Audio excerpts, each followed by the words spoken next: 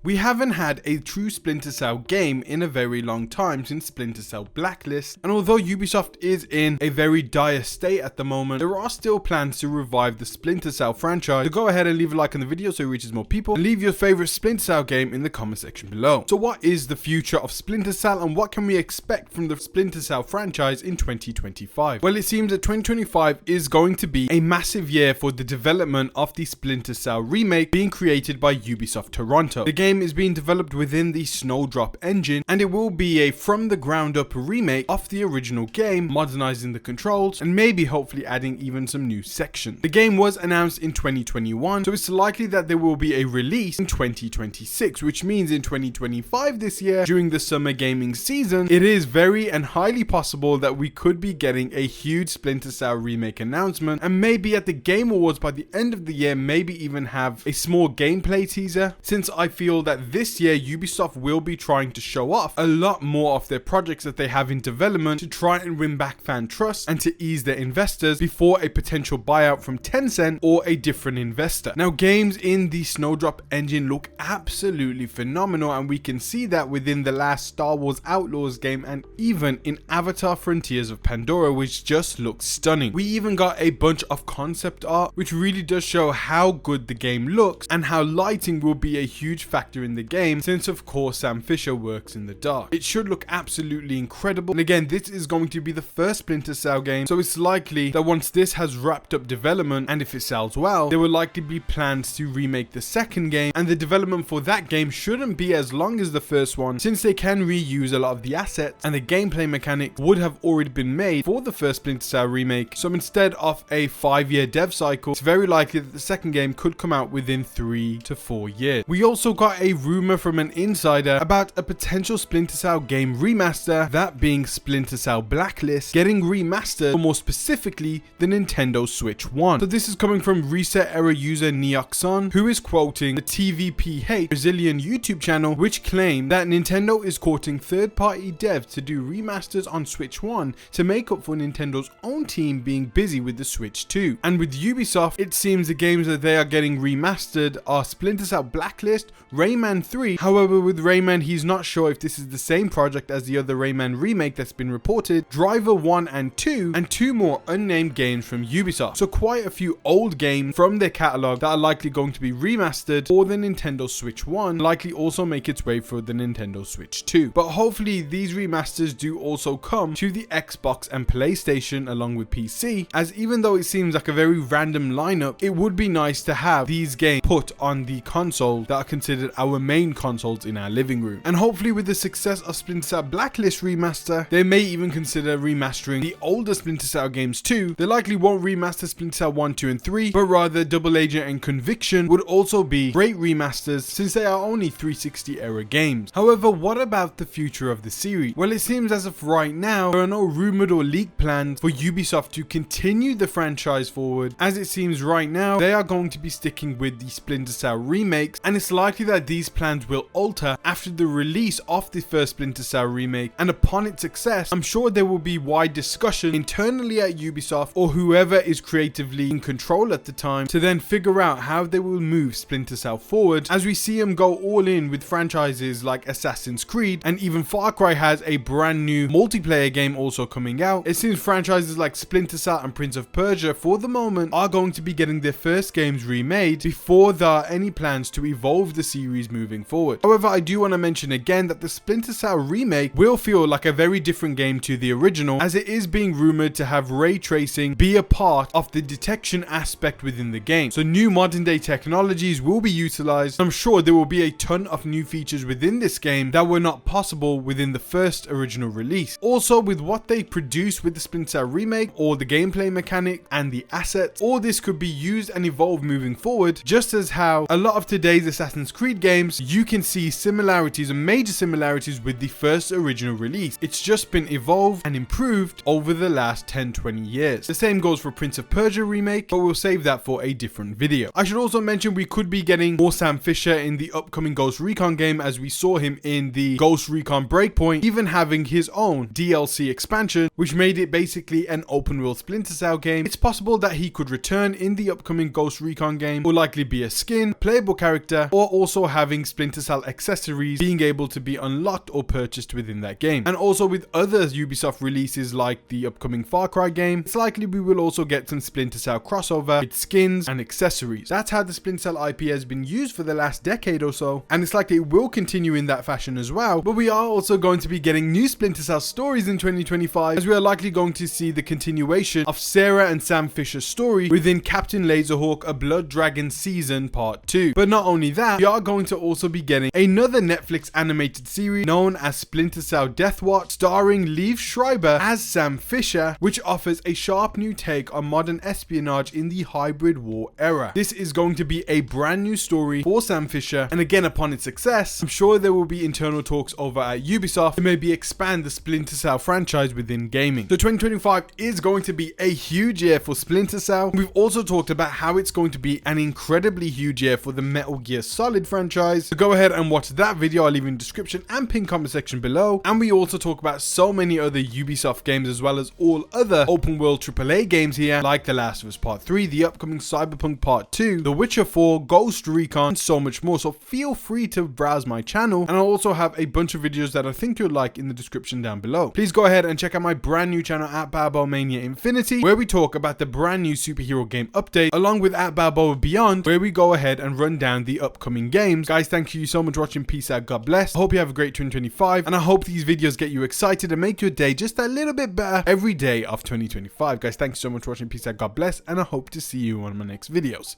Take care, guys. I feel like I'm losing my mind.